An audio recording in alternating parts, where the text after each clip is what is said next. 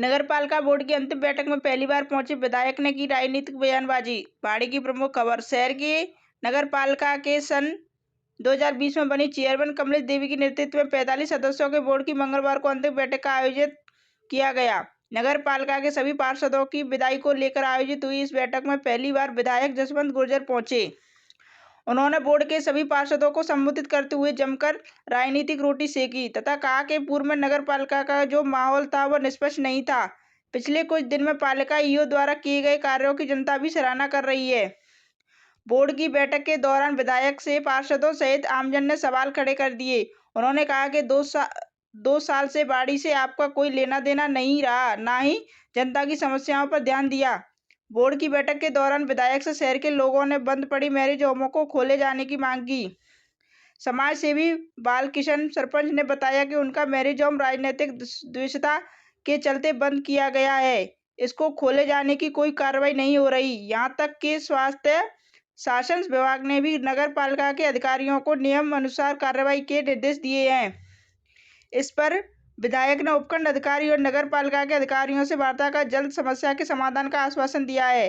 Board की बैठक के दौरान अध्यक्ष कमलेश देवी, वाइस चेयरमैन अहमद जमा खान के साथ सभी वार्डों के पार्षद, नगर पालिका ईओ अमिताभ बच्चन, मीणा अन्य मौजूद रहे।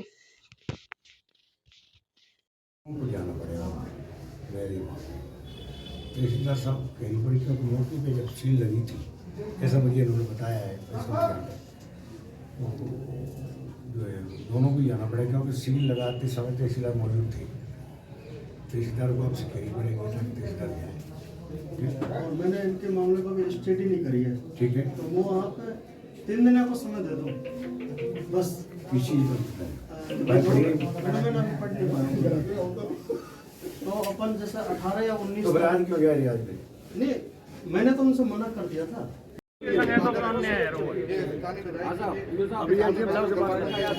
हाँ, जिन्हीं के चयन के संग कौन न्याय है रोज या बोर्ड मीटिंग में लेगा कि कह रहे हैं राजकुमार जी या बोर्ड मीटिंग में या तो सबको बनावा करवा आज दिन में ऐसा न्याय छोड़ी है। हमारे का नाम ऊपर दे सकते आदेश आएगा तो तुम का नाम ना खोल लेता ऐसा बहन हमने कौन सी गाय मरा रही है? अपने फरियाद अपनी बात रख रहे हो। मैं तो बता दो कौन सी मैं मेरे जॉब में कमी है तय बता दो। तुम का नाम मुझे कमी है, मेरे बाप की जमीन नहीं हो तो बता दो। 1953 की मंजूरी नहीं हो तो बता दो।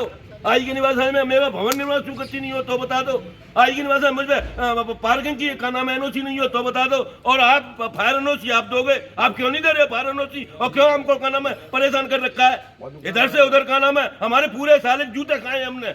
हम जो हमको साई दे गया वो कहता है का नाम है कि या तो का नाम है मेरे जो हमको साई लौटा, तो साई भी नहीं लौटाते हैं। जो कहते शादी करेंगे हम कहाँ से करवाएं शादी?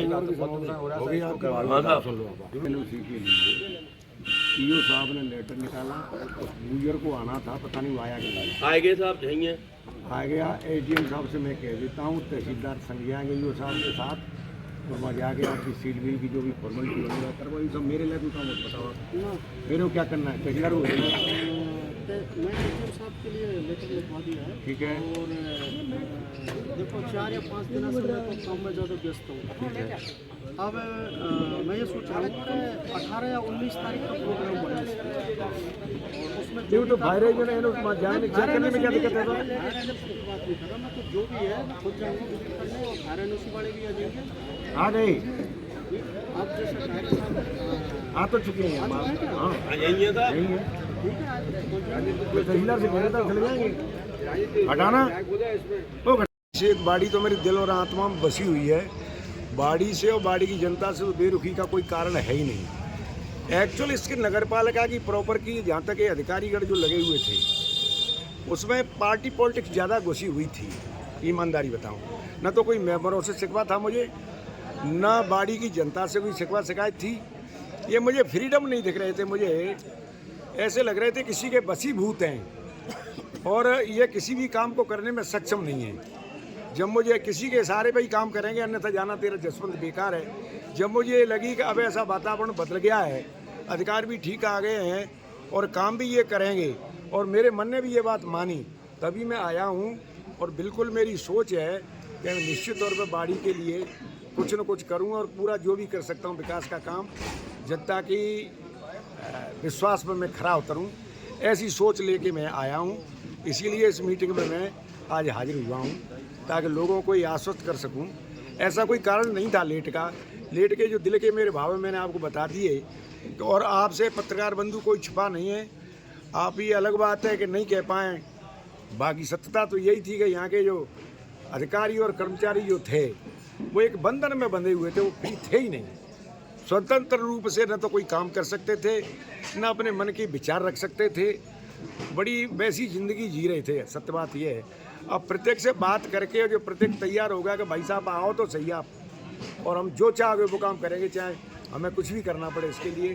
ये सबका विश्वास प्राप्त करके और मेंबरों से बात करके तब मैं आया भी चलो मीटिंग लेते हैं। अब ये दुर्भाग्य का समय बहुत कम रह गया मेंबरों का।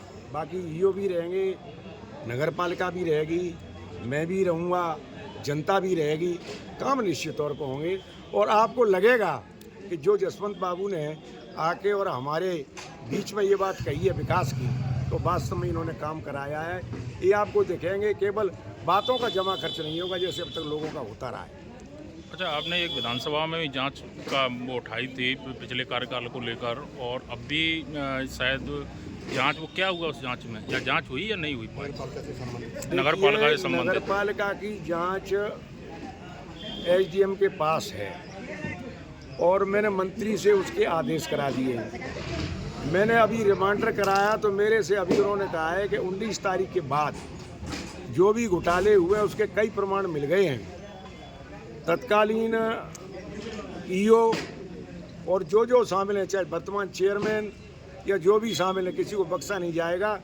ये जरूर प्रशासन और जो ऑडिट करता है, जो जांच करता है, वो ये कह रहे हैं कि निश्चित तौर पे दिख रहा है कि इसमें घोटाला हुआ है। और ये 19 तारीख के बाद में पुनः जांच चालू हो जाएगी, जिसमें बड़ी मच्छी भी फंस सकती है।